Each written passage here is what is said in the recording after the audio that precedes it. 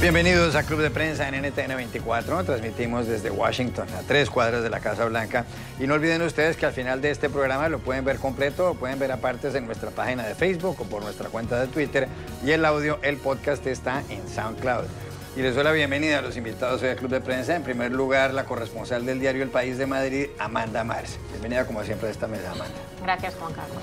Juan Carlos Hidalgo, investigador costarricense, corresponsal también y columnista, ¿no es verdad? Columnista de la Nación de Costa Rica. Columnista, deberíamos presentar los temas como columnista de la Nación de Costa Rica y asimismo como investigador del Cato Institute, un centro de pensamiento muy importante en esta ciudad. Bienvenido a esta casa. Buenos días. Y Pepe Díaz Briceño, corresponsal de Reforma de México, gracias por estar aquí. Gracias a ti, Juan Carlos. Bueno, hablaban ahora nuestras compañeras en NTN 24 en los estudios centrales sobre el nacimiento del tercer hijo del príncipe Guillermo, del príncipe William, que es el hijo del príncipe Carlos en Inglaterra y de Lady Di, quien muriera en ese accidente hace ya varios años. Pues resulta que Kate Middleton, la esposa de William, ellos son los duques de Cambridge, acaban de tener a su tercer hijo. Ya habían tenido a George, a Jorge, que tiene 4 años, a Charlotte, la niña, que tiene 2, y ahora han tenido a otro niño, que será el quinto en la línea de sucesión, porque en caso de que falte la reina Isabel, pues el primero en la línea será el príncipe Carlos, el segundo el príncipe Guillermo, el tercero el príncipe George, el cuarto la princesa Charlotte. ¿Por qué suscitará tanta fascinación estos temas? ¿Por qué despertarán tanta fascinación? Yo creo que no creo que sea por razones políticas e institucionales en puridad, porque suscita fascinación más allá del Reino Unido. A la gente le encanta saber eso. Es un nacimiento que en mi teléfono móvil ha llegado por 80.000 alarmas distintas de los medios más dispares. Y es un nacimiento de un varón que en realidad tiene muy pocas posibilidades de ser rey. De ser rey. Bueno, es quinto, que parece que... Pero bueno, tiene pocas posibilidades porque tiene 2 hermanos mayores por delante de él, aparte de su padre y aparte de su abuelo, con lo longeva que es la reina de Inglaterra y lo longevos que parecen en esta familia es una cosa que queda muy lejos. Hace muy pocos días es el cumpleaños de la reina Isabel y el príncipe Carlos, su hijo, que es el primero en la línea de sucesión, refiriéndose a ella que estaba al lado, dijo The Queen y luego dijo Mami, como diciendo mi mamá, y la reina pues volteó los ojos hacia arriba. Nadie nunca le ha dicho en público Mami, eso hay que decirle su majestad. 92 años creo que fue que cumplió. Así es. El otro día estaba leyendo un artículo que para la edad que tiene el príncipe Carlos, que creo que tiene ya como 65 o 67 años por ahí, ya la gente está pensando en pensionarse más bien. Y este señor todavía está esperando que le den el trabajo para el cual ha sido criado. Pero sí, efectivamente, o sea, nosotros tal vez llegaremos a ver al príncipe Guillermo V, pero sí, definitivamente nunca llegaremos a ver al príncipe Jorge, ¿qué sería? Jorge IX, creo que sería.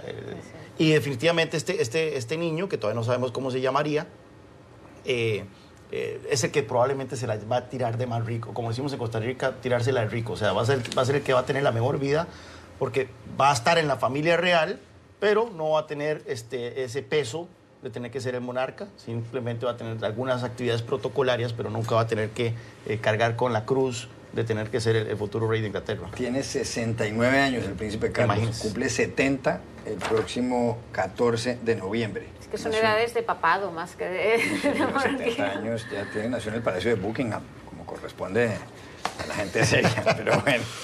Bueno, óiganme, primer asunto, pasando a noticias de fondo, hay información política importante en México, que es su país, Pepe, porque ayer tuvo lugar el primero de los 3 debates presidenciales, de los candidatos presidenciales que se van a televisar en ese país. Las elecciones son el 1 de julio y el presidente, quien reemplaza a Enrique Peña Nieto, se posesiona el 1 de diciembre. En México no hay segunda vuelta, ese es un dato importante. Bueno, pues ayer se enfrentaron frente a las cámaras con 3 moderadores, 3 periodistas moderadores. Andrés Manuel López Obrador, que es el candidato de Morena, que ha sido 2 veces candidato derrotado y que además fue alcalde del DF, del Distrito Federal de la capital. Ricardo Anaya, por el Movimiento por México al Frente, que es una alianza del PAN y el PRD y Movimiento Ciudadano. José Antonio Meade, que es el candidato del PRI, el candidato oficialista, el que defiende a Enrique Peña Nieto, el presidente saliente.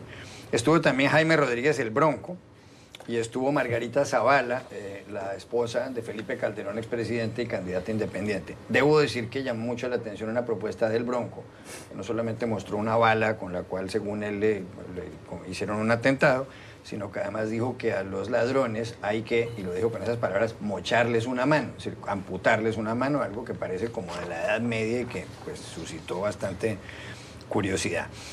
Hubo varios temas sobre la mesa.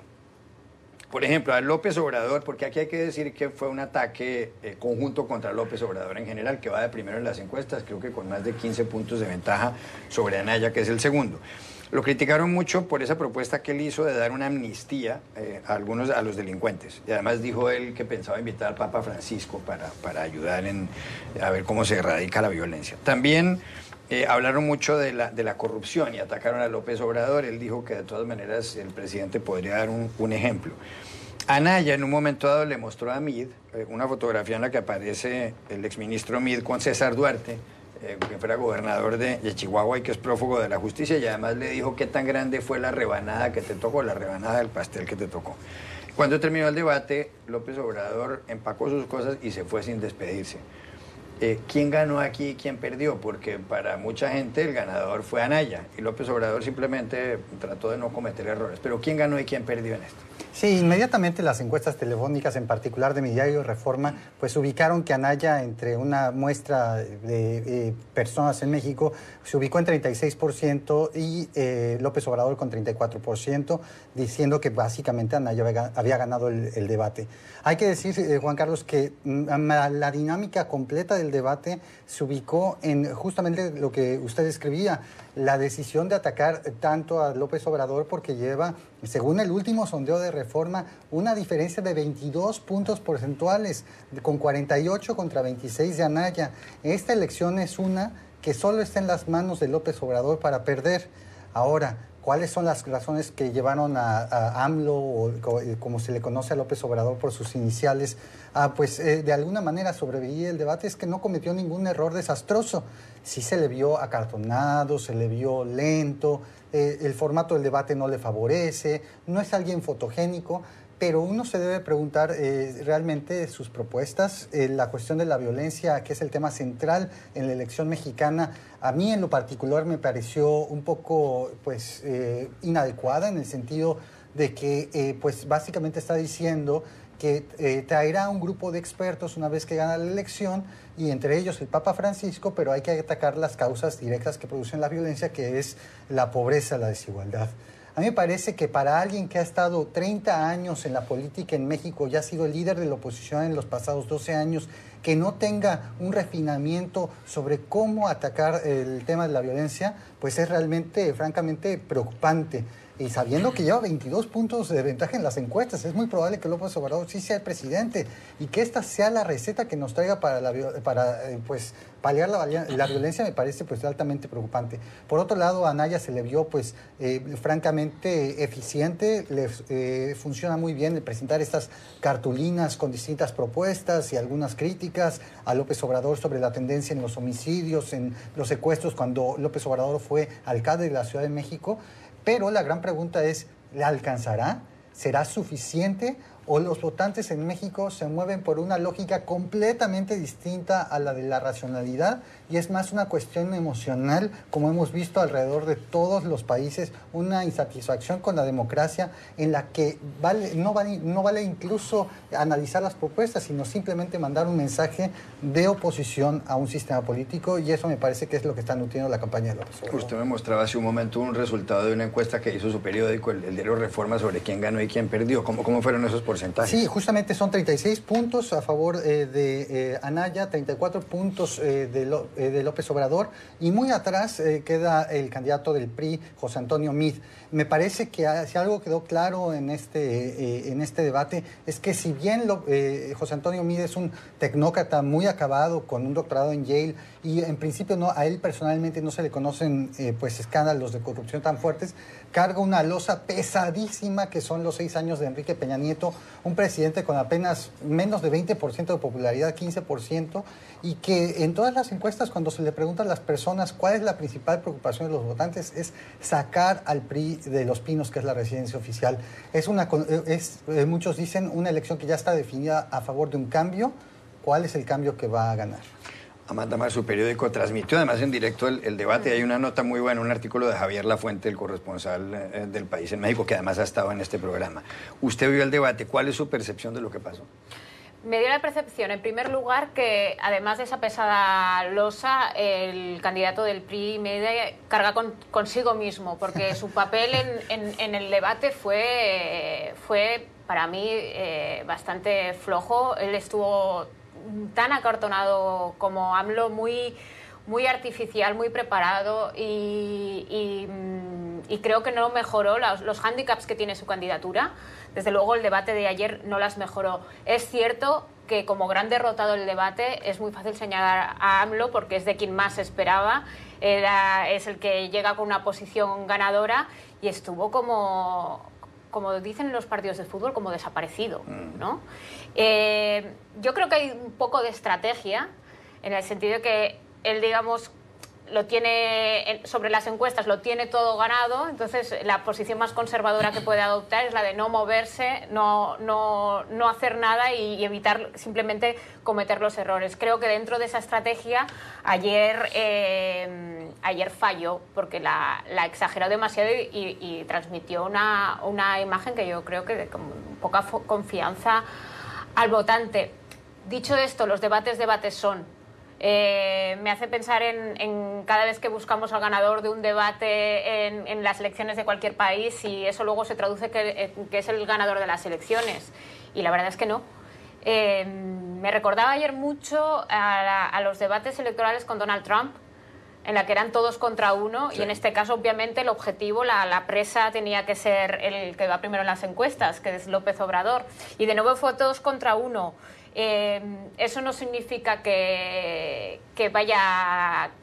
este debate de ayer, que sin duda es un tropiezo para su imagen, vaya a costarle unas elecciones que ahora mismo sobre las encuestas las tiene ganadas. Y por último, en cuanto ya al contenido de sus propuestas, el tema de la violencia tan acuciante, por supuesto que la desigualdad, por supuesto que la pobreza y los problemas del empleo son grandes fábricas de violencia, pero todas las soluciones ahí encaminadas son soluciones de largo plazo. Cuando un problema es acuciante, tú a los votantes, a la ciudadanía, no les puedes ofrecer simplemente una solución de largo plazo. Tienes que ofrecer una solución de largo plazo, pero por supuesto a corto plazo un plan de choque. Y por último, sorprendente el valor que se le da a la presencia del Papa en un comité de expertos para elaborar un candidato de izquierda. Sí, el de más de izquierdas, es sorprendente. No, pero hay que tener claro que López Obrador es bastante conservador en temas culturales. El PRD es el partido donde él estaba, que sí tiene un ala bastante liberal en temas sociales, y el PRD legalizó el matrimonio igualitario en la Ciudad de México en su momento, pero López Obrador siempre ha representado un sector muy conservador del izquierdismo mexicano. Esta versión 3.0 de López Obrador es interesante porque ya no es por lo menos no parece el candidato mesiánico, populista, que era la versión 1.0, tal vez incluso la 2.0, pero sí parece un tipo que es simplemente lleno de ocurrencias. El peligro que él representa ya no es la instauración para mí de un régimen chavista en Venezuela, que de por sí no sería posible por los pesos y contrapesos que ya goza el sistema mexicano, el sistema político mexicano, pero sí un tipo que está lleno de ocurrencias. Entonces ese tema de voy a darle una amnistía a los líderes narco para combatir el narcotráfico. Bueno, le ha llovido por eso. Después salió diciendo ahora que una comisión encabezada por el Papa Francisco, o sea, la idea de que el Papa Francisco se venga a México o desde el Vaticano convenga a expertos para hablar cómo resolver el tema de la seguridad de México es una ocurrencia. Tengo entendido que también en su momento habló de que una isla mexicana donde había una prisión convertirla en un parque de diversiones también, un parque temático para generar empleo. ¿Cuál isla era? No sé cuál es la que queda. No recuerdo. Tengo entendido que hay una isla en el Pacífico mexicano que sería para hacer. Entonces, es un tipo que está lleno de ocurrencias y que yo creo que más que el tema de que viene a destruir a la institucionalidad mexicana o al sistema político, es un tipo que vendría a llenar a México de este tipo de ocurrencias por 6 años. Lo que podría ocurrir de estos debates es catalizar el debate, o sea, catalizar el hecho de que hay 2 candidatos para la presidencia. O sea, y eso yo creo que sería la función de Ricardo Anaya, que Mitt se vaya desinflando y de tal forma que el votante del PRI, que ve con malos ojos a López Obrador, opte por Anaya, y que veamos entonces en los últimos 2 meses de campaña esa polarización entre Mitt y López Obrador, y que López Obrador, a partir de estas intervenciones tibias o intervenciones pobres en debates, pueda entonces ver reducir su distancia. El problema es que una ventaja de 20 puntos 22 puntos. 22 puntos es significativa, y yo creo que se requiere más que simplemente una mala participación o una participación tibia en un debate para erosionar de manera contundente ese 22%. Ya regresamos a Club de Prensa. Volvemos a Club de Prensa en NTN 24 desde Washington. Juan Carlos Hidalgo, aparte de información electoral o preelectoral en México de los debates presidenciales, el debate que tuvo lugar anoche, hay información sobre Colombia. La primera vuelta de las elecciones presidenciales en Colombia es el 27 de mayo, la segunda vuelta será en junio en caso de que ningún candidato obtenga más del 50% de los votos. El diario El Tiempo, que es el más importante en ese país, ha publicado una encuesta de Guarumo Ecoanalítica y los resultados son los siguientes. Si las elecciones fueran hoy, dice este sondeo, el primer puesto, el ganador sería Iván Duque, de la coalición de los expresidentes Álvaro Uribe y Andrés Pastrana, y conseguiría el 36,6% de los votos. En segundo lugar, el exalcalde de izquierda de Bogotá, Gustavo Petro, con el 26,3%. En tercer puesto, Sergio Fajardo, exalcalde de Medellín, con el 12,8%. En cuarto lugar, el exvicepresidente de la República, Germán Vargas Lleras, con el 7,4%. Y en el quinto puesto está Humberto de la Calle, del Partido Liberal, con el 3,4%. Repito, Duque 36,6%, Petro 26,3%, Fajardo 12,8%, Vargas Lleras 7,4%. En los últimos días, Vargas Lleras ha conseguido el respaldo del partido de la U, que es el partido del presidente Santos, el de la bancada mayoritaria en el Poder Legislativo, y además del Partido Conservador. Sin embargo, está aquí con el 7,4%, pero él aspira a que con esos respaldos pueda subir y llegar a la segunda vuelta, seguramente desplazando a Gustavo Petro, aunque eso no lo muestran los sondeos. ¿Será que Duque y Petro a un mes de las elecciones van a pasar a segunda vuelta o aquí todo puede cambiar? Varias observaciones. Primero, la gran desconfianza que generan las encuestas o cómo no podemos fiarnos en las encuestas. Ya vimos el caso de Costa Rica, vimos el caso de Honduras, en donde el presidente Juan Orlando Hernández supuestamente iba a arrasar en la elección. Vemos que ayer Paraguay tuvo elecciones también, en donde el candidato Colorado, que también aparecía con una ventaja enorme en las encuestas, terminando ganando apenas por menos de 4 puntos porcentuales. Entonces, estas encuestas hay que tenerle mucho cuidado. Otro punto en particular sobre las encuestas, y que la misma nota del Tiempo lo dice, es que las maquinarias electorales cuesta reflejarlas en una encuesta. Y en ese sentido, ahí Vargas Lleras es el que cuenta con esa maquinaria electoral, principalmente en la costa atlántica, y que podría prestarse entonces para una sorpresa. Pero sí llama la atención de que no termina de despegar, a pesar de los apoyos que ha recibido del Partido de la U y el Partido Conservador. Vargas Lleras, que mucha gente avisoraba como un posible favorito, no termina de verse reflejado esto en las encuestas. El otro punto sobre esta encuesta es que Vargas Lleras más bien encabeza la intención de las opiniones desfavorables, es de la gente, de los que margen rechazo genera dentro del electorado. Yo creo que esa es la segunda pregunta más importante en una encuesta, no solo por quién va a votar usted, sino por quién usted nunca votaría. Y ahí Vargas Lleras es donde sale muy mal parado. ITERS, y bueno, no sé por cuánto voy, yo creo que voy por el cuarto. Cuarto punto es que, bueno, parece que Iván Duque ya está consolidado, tiene un techo, pero también parece que tener un piso, parece que tiene un poco más de un tercio en la intención del voto, y el exalcalde bogotano, Petro, es el que se ha consolidado también en un segundo lugar. Yo siempre he dicho que hay que tenerle bien, ojo puesto a Fajardo. Fajardo es el de los que sale mejor parado cuando se le pregunta a la gente por quién nunca votaría usted. No genera rechazo. Es el que menos genera rechazo. Entonces yo siempre he dicho, pongámosle ojo a Fajardo, puesto que conforme se acerque la elección, y hemos visto que las tendencias electorales pueden variar de una manera radical en cuestión de una semana, puede ser que conforme se acerque el día de la primera ronda, mucho votante tal vez de Petro o de la calle o de otros candidatos vean que Fajardo es el que podría tener más chance de derrotar a Duque en una segunda ronda, entonces vayan y se decanten por él. Pero lo que sí parece confirmado, por lo menos a un mes de la elección, es de que será Iván Duque el que va a estar en esa segunda ronda. La gran interrogante es contra quién. Amanda Marzo. Es contra quién y desde luego las encuestas en efecto no están muy claras, porque la semana pasada había otra en la que de nuevo se repetía como primero Duque, pero entonces quien pasaba a la segunda ronda hubiera sido Vargas Llera. O sea, está la segunda plaza como más complicada. Sin duda el escenario que más le conviene a Duque es el de Gustavo Petro. Creo que en una segunda vuelta le sería más fácil derrotarle que en efecto a Fajardo, que tiene un efecto más disuasorio, moviliza menos voto en contra.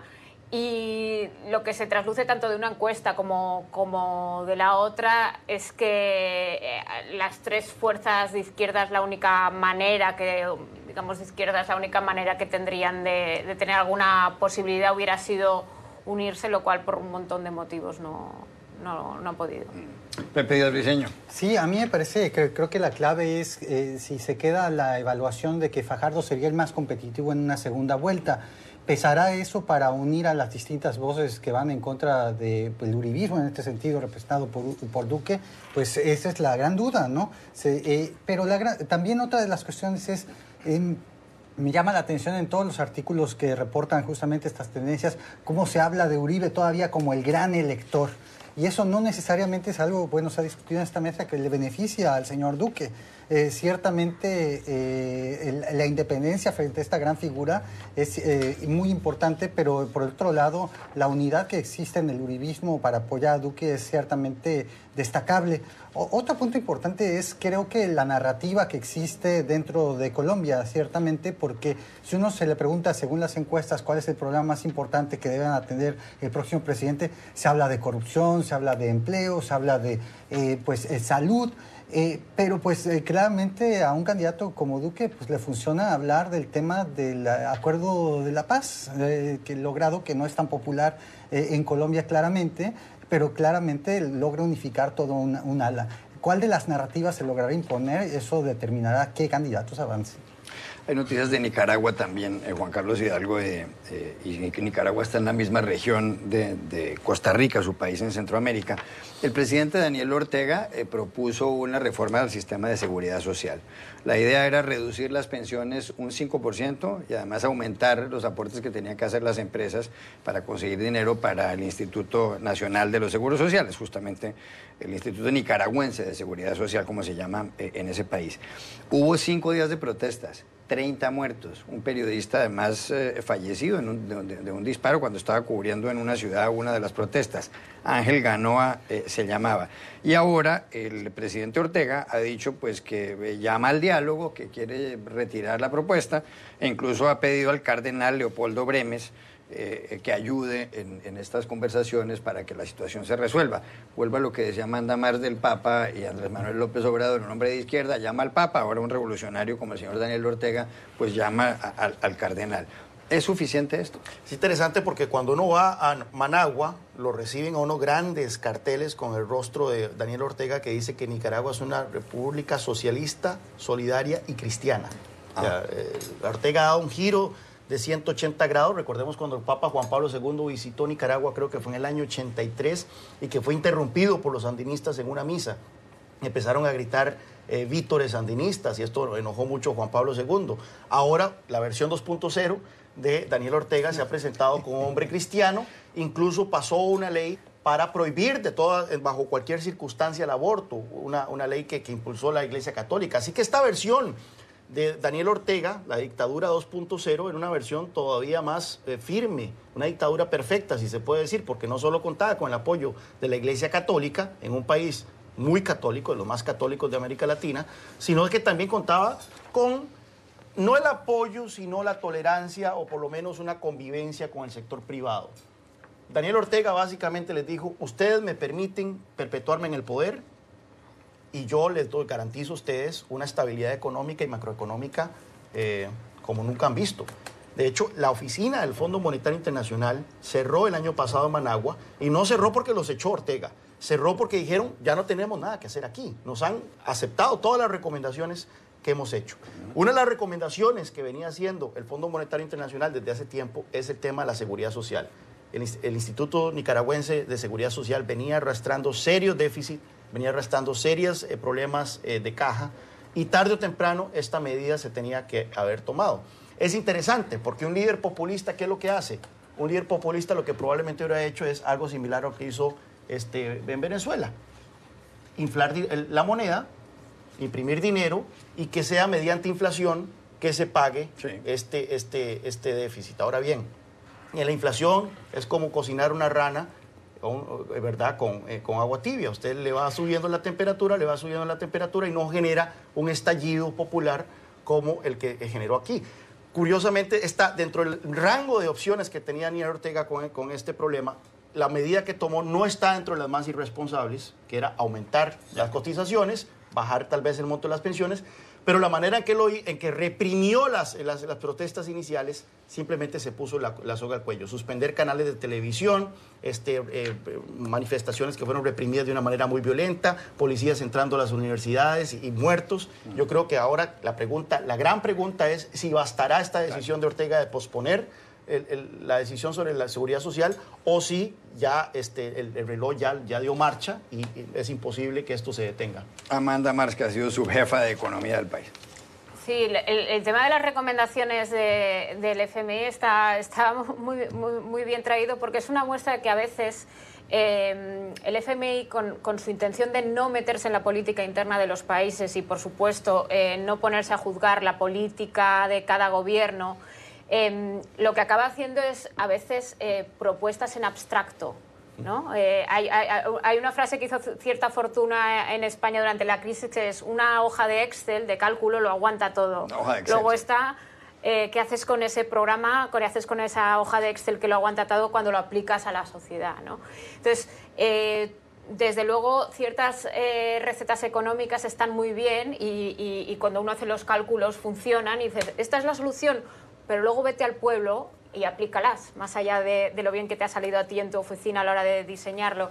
Y esto es un caso exacto, porque la sociedad nicaragüense no es tanto el problema concreto ahora de la seguridad social, de que les bajen un 5% las pensiones, quieran subir las cotizaciones. No es tanto solamente ese problema, sino la tensión latente de años y años. Cuando Ortega se perpetúa en el poder de forma torticera, cuando de forma torticera se barre a la oposición, nombra a su esposa como vicepresidenta. Entonces no hubo en ese momento una contestación, pero desde luego ya había un malestar y ya había un problema en ese país. Y entonces de repente nunca sabes cuál es la mecha que enciende el estallido, y lo hemos visto aquí. Ahora ha retirado esta reforma. La reforma en sí, insisto, es lo de menos. Porque el malestar sigue y la normalidad política del país permanece. Entonces creo que la comunidad internacional tendría que ser más activa con Nicaragua, y creo que las protestas van a continuar. Ya hay ciertas organizaciones patronales, empresariales, que van a seguir con las protestas. O sea, que creo que el conflicto no se debería cerrar en falso. Pepe. Hoy mismo hay una gran manifestación convocada en Managua, y justamente lo comentaba ya Juan Carlos, había una tácita tácita convivencia entre el sector privado con Ortega, a pesar de su discurso inflamatorio. La gran pregunta es, ¿logrará esta convivencia que había sostenido en los últimos años romperse o se mantendrá? Las alianzas que lograron mantener esta pues dictadura, porque sabemos que pues básicamente el señor no tiene límites ya para ser reelecto por cada 5 años. Y pues el balance pues, puede estar justamente en el momento cúspide. También otra cosa que distinguía a Nicaragua en Centroamérica en estos últimos años era justamente esta relativa estabilidad, ciertamente, comparado en particular con los países del Triángulo Norte, y se decía, bueno, en Nicaragua no hay básicamente crimen, pero pues detrás de ello hay una mano férrea del Estado, de una dictadura, pues controlando seriamente la situación.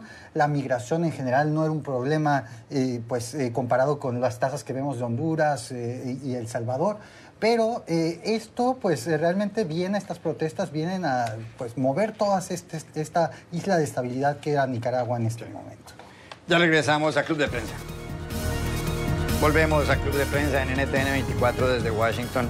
Amanda Marzo, hoy tiene lugar la primera visita de Estado en la era Trump. Desde que el presidente Donald Trump llegó a la Casa Blanca, no había habido ninguna. Hoy aterriza en esta ciudad Emmanuel Macron, el presidente de Francia. Ellos tienen una relación curiosa, personalmente muy buena. Macron lo invitó a Trump el pasado 14 de julio a ese desfile que hacen los franceses, que organizan en los Campos Elíseos. Trump quedó fascinado, ha dado órdenes aquí al Departamento de Defensa, al Pentágono, y a quienes manejan las finanzas de organizar un desfile parecido en la capital de Estados Unidos. Llega Macron y lo que van a hacer es lo siguiente. Esta noche tienen una cena privada de las dos parejas, y no sé si pocas personas más, en Mount Vernon, que es la casa en donde vivía George Washington, justo al cruzar aquí el río Potomac, que está a algunos minutos de acá. Que posteriormente mañana se reunirán en la Casa Blanca temprano y darán una rueda de prensa conjunta. Al mediodía Macron irá al Departamento de Estado, donde hablará con Mike Pence, quien le ofrecerá un almuerzo, el vicepresidente de Estados Unidos. Luego irán al cementerio de Arlington, que también está aquí cerca, seguramente la tumba del soldado desconocido. Está enterrado ahí John Kennedy, el presidente. Y por la noche la cena de gala en la Casa Blanca. El miércoles hablará el señor Macron en una sesión conjunta ante el Senado y la Cámara, obviamente, aquí en Washington, y también estará en la Universidad de George Washington University. Lo que sorprende es que Macron ayer dio una entrevista en Fox, en la cadena Fox, y criticó a Trump. Dijo que él viene a convencer a Trump de que no se retire del acuerdo que firmaron varias potencias, y la Unión Europea y la ONU, con Irán, para que ese país no siga enriqueciendo uranio. Y dijo que ese es uno de sus principales objetivos. Trump dijo que si el 12 de mayo no hay cambios en ese acuerdo, él retira a Estados Unidos. Y también dijo Macron que uno no puede librar todas las guerras a la vez, que el señor Trump tiene una guerra comercial con la China, con la Unión Europea, con México, con Canadá, más una guerra en Siria, más otra con Irán, etcétera, etcétera. ¿Qué puede salir de esta visita? ¿Será que Macron logrará que Trump cambie de parecer? Eso no lo sé. Lo que no me sorprende tanto es la crítica de ayer, porque ellos, en cuanto a posiciones políticas, desde luego nunca han minimizado sus diferencias. Son líderes antitéticos en un montón de terrenos. Yo creo que se vio en la Asamblea de Naciones Unidas del pasado septiembre, en la que los dos se estrenaban. Y uno se estrenó, pues, el presidente francés con un llamamiento al multilateralismo, un mensaje muy globalista, por supuesto con una férrea defensa del pacto climático, del Pacto de París. Y Trump, con todo lo contrario, pese a ello, parece que hay una cierta química personal, y si no es una química personal pura, desde luego lo que hay es una conveniencia. A Macron le conviene este trato directo y preferencial que Trump le está dando, le está reforzando como líder europeo, como líder europeo, y a Trump le conviene tener un aliado en Europa, un teléfono que te coja siempre donde llamar, y poder exhibirse un poco como estadista. Entonces a los dos les conviene este entendimiento, pese a que políticamente yo creo que ninguno ha negado nunca las diferencias.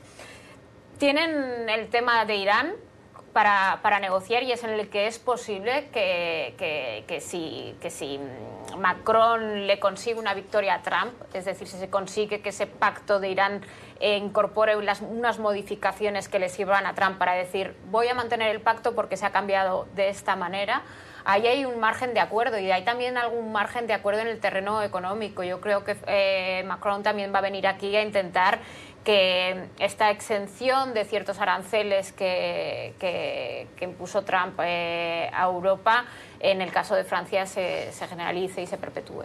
Juan Carlos Hidalgo. Sí, aquí lo que Macron debe evitar es que le pase lo que le pasó a Tony Blair en su momento. Que esa cercanía extraordinaria que Tony Blair tuvo primero con Bill Clinton, pero en sus años finales de gobierno. Con George W. Bush. Pero luego con George W. Bush le costó a Tony Blair la ira del pueblo británico, principalmente por la decisión del Reino Unido de acompañar a Estados Unidos en la invasión de Irak. Sí. Tarde o temprano Macron va a tener que... el francés es bastante antiestadounidense, o por lo menos no ve con buenos ojos una cercanía tan clara con Washington, particularmente con un presidente republicano tan impopular como este. Entonces, tarde o temprano, Macron va a tener que enseñar algo que haya logrado a partir de esta amistad. Uno, ya tenemos la afrenta de la salida de Estados Unidos del club del Acuerdo de París. Está el tema de Irán, en donde, bueno, eso se parece que está apostando ahí mucho a que pueda lograr convencer al presidente estadounidense, pero vemos que un presidente estadounidense que no toma en consideración, por lo general, el hecho de que los otros países también tienen política interna y, por lo tanto, hace demandas, hace exigencias, toma posiciones sin tomar en consideración cómo puede caer eso en otros países y la posición comprometedora que pone a otros líderes mundiales dentro de sus estructuras de política interna. Así que veremos efectivamente cómo continúa este bromance, como se le ha dicho, ¿verdad? Aquí en Estados Unidos. ¿De dónde salió esa palabra? De brothers, ¿verdad? Que es de hermanos. Romance entre hermanos. Un bromance. Pero yo creo que el tiempo se le puede estar agotando al presidente francés para que pueda dar señales de que esto está resultando en algo que le interesa, que da resultado con cosas que le interesan a Francia. Pepe Briceño, un minuto. Dos cosas que me llaman la atención. Uno, la capacidad de Macron para, otra vez simbólicamente, tratar de apelar a Trump. Sabemos que en la visita que hizo Trump a París, pues básicamente lo agasajó con grandes demostraciones de oropel y lujo para que quedara impresionada de alguna manera, y le llegó al alma al presidente Trump. Ahora la entrevista que da previo a su viaje es a la cadena Fox, sabiendo claramente que es la cadena favorita del presidente. Ahora, la gran tensión más grande que tiene Macron es que para Francia necesitan un Estados Unidos involucrado en el mundo, un Estados Unidos que esté involucrado en los grandes temas internacionales como Siria o Irán.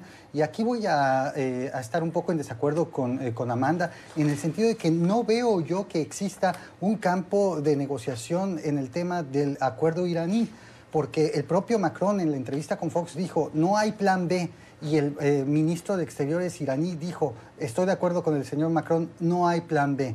Este es un acuerdo que tardó meses en negociarse, se concretó en 2015 y el punto de balance es muy delicado. El hecho de que Macron y Irán están, entre comillas, defendiendo ese acuerdo, pues pone a Trump en una situación muy difícil para lograr algo distinto. Ya. Ha salido, por otra parte, la lista de las 100 personas más influyentes del mundo, según la revista Time, aquí en Estados Unidos. En las últimas horas se conoció esta lista. Entonces, simplificando, dentro del capítulo de líderes están las siguientes personas, no están enumeradas. Está Satya Nadella, el presidente ejecutivo de Microsoft. Está el presidente Donald Trump de Estados Unidos, el príncipe Harry de Inglaterra y su prometida Meghan Markle. Está el príncipe heredero de Arabia Saudí, Mohammed bin Salman. Está Kim Jong-un, el dictador norcoreano, y Shinzo Abe, el primer ministro japonés, Emmanuel Macron, el presidente de Francia, Mauricio Macri, el presidente de Argentina, y Xi Jinping, el presidente de la China. Pero hay más gente dentro de los artistas. Hugh Jackman, de primera, aparece ahí, aunque sin número, repito, Nicole Kidman, Guillermo del Toro, Jimmy Kimmel, el cómico estadounidense, está Jeff Bezos, está Roger Federer, el tenista, y hay muchas otras personas. ¿Echa usted a alguien en falta de ese listado de Time? No, podría pensar en personajes que no he visto, pero claro, entiendo que la lista de Time no es una lista estática, sino que considera que son los personajes más relevantes del año 2018 y que, no sé, que en el capítulo de artistas no hayan situado en un lugar honorable a Madonna, por ejemplo. Es que me manda más fanática de Madonna.